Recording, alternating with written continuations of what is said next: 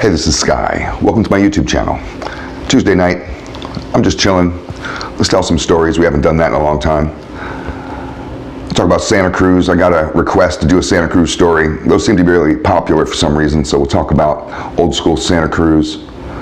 I lived in Santa Cruz, California, Central Coast, small surfer town.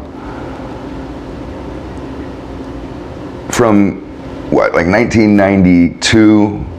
My dad was murdered in 91, so 92 is when I dropped into Santa Cruz. And then bounced out of there, I don't know, 5 or 7 years later, went back down to Southern California. It was cheaper. Santa Cruz was expensive. It's beautiful, absolutely beautiful. Redwood trees, the beaches have cliffs, and there's tide pools, and the tide pools are amazing, little, like a little world unto themselves. The tide pools are really cool. They have these anemones that live in the tide pools. I was on a date with this chick. We go down to the beach, check out the tide pools. She's really pretty, blonde chick, wearing these little tiny short shorts. And she's like kind of holding my hand, sometimes let go, but then go grab it again, and we're walking on the rocky areas where the tide pools are and trying to help her keep her balance. And whenever she would see one of those anemones, I think they're really cool, she would smash her foot on top of it and yell, "Smashy, smashy." And she'd like smash it with her foot. I'm like, "What the hell are you doing?" Well, I got real mad at her. But she's like, "What? This is what we do." She grew up in that town. And she's like, "You're not from here. This is what we do." I'm like, "Well, don't do it around me. I don't like that. That's weird."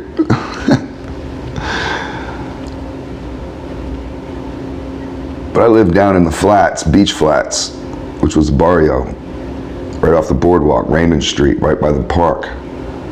They had the little basketball court thing on one side of my building, and then they had the community garden on the other side. The community garden was cool. Nobody knew what to grow. These Mexicans weren't farmer Mexicans. They were all from Mexico City. Everybody in the flats, my section of the flats, they got a couple sections, but everybody in my section of the flats is from Mexico City. So these were urban dwellers. They didn't know shit about farming, and they had this community garden. None of them knew about gardening. The only thing they could figure out how to grow was beets. No, sorry, not beets, radishes. Radishes. Apparently radishes grow pretty quick. I don't know shit about farming either, but they grew these radishes like within 30 days or something. They were harvesting radishes. Radishes were fucking flooding the neighborhood. Guys are holding handfuls of radishes, giving them away, and being like, "Hey Holmes, you want some radishes?" Nobody knew what to do with them. People were just standing around eating them. They're terrible. Putting salt on them and just try to eat a radish with salt on it. A lot of people would go into the community garden to sell drugs. There's a guy that got shot in the community garden. He shot his bully. He was like, "You're not going to pick on me no more." He got picked on all the time. He said, "You're not going to pick on me no more," and set something up, "Meet me in the garden." He showed up, bam! They took him off to prison. The way my building was sectioned, was sandwiched in between these areas, basketball court and garden. I had gang members around my building 24/7, all the time, every day, always.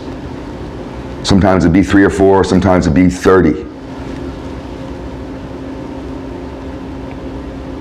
There's one dude, Crow, hung out. He lived in the other section. I lived in the crack side. He lived over the hooker side. The hooker side is just like it sounds. It's fucking hooker side, full of hookers. You're not buying crack on the hooker side. You're buying pussy on the hooker side. You want drugs, heroin, or whatever, you come to the drug side.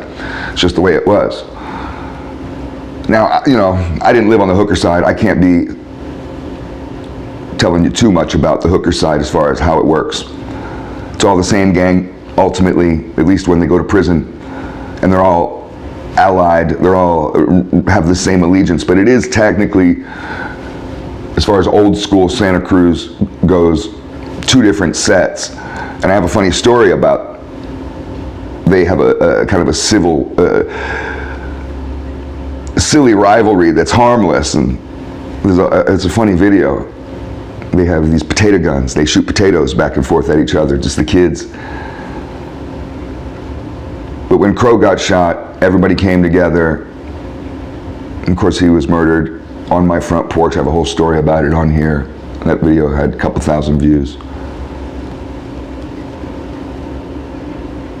So I'm not going to tell it again, but you know, it's just the way that world works. He gets shot, these guys have to go and, you know, take one of the enemy, because it's just, they just pick each other off. It's been going on for 50 years, it'll go on forever. It's silly.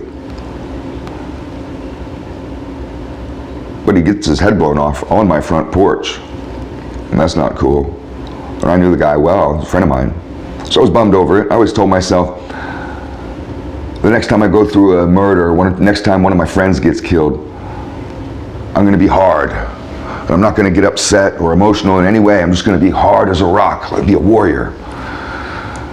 Every time, I've been through it so many times, more than 20 times. Every time I go through it, I get fucked up. I get emotional and upset. And it was no different with Crow. The only comfort, I guess, living in that world is that I knew there was going to be a payback. And I could see how people came together, both sides unified instantly, and they were on the same page instantly, and something was going to happen at some point. The enemy was going to get hit. So justice, whatever you want to call it, street justice, was going to be served. Sure, none of it should happen. He should have been in college. He shouldn't have been on the streets, but he was, and whatever.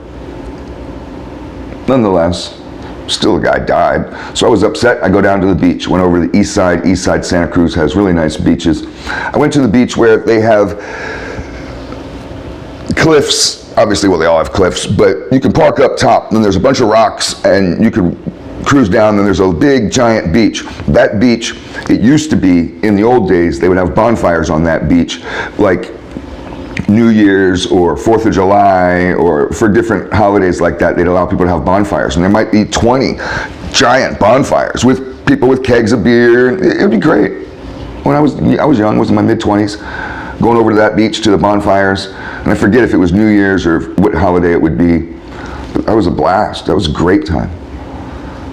But this was just a regular day. It was daytime, and pretty much nobody was there. I had the car parked, but I was sitting on the rocks, kind of right near it, looking down over the water, and it's beautiful over there. And I see these skydivers, and they're coming in fast. They're low. And there was a car waiting not too far, you know, a few hundred yards from where I was, and they weren't parked in a parking space. It was just sitting there. A bunch of empty spaces, but the car's not parked in one. It's just sitting there, running.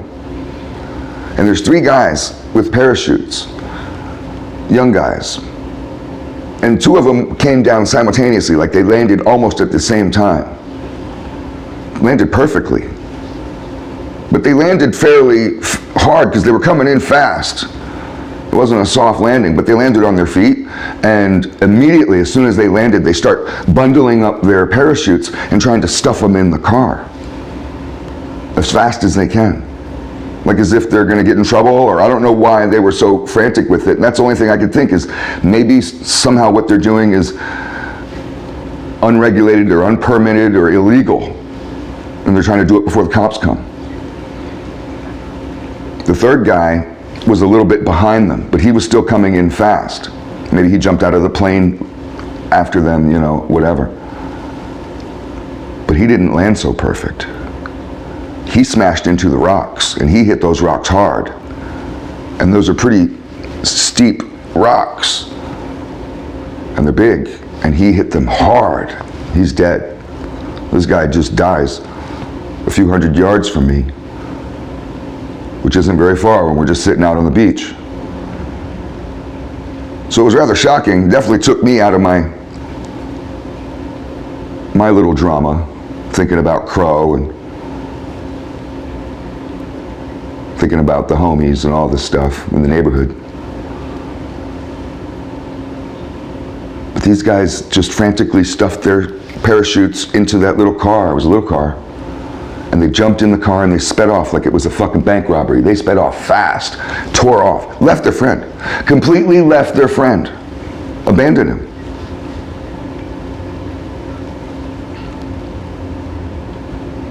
I went right back down to the hood, right back down to the flats. I'd rather be around people that gave a fuck about me. We're all gonna die. But I'd rather be around people who are crying in the streets rather than trying to drive off as fast as they can.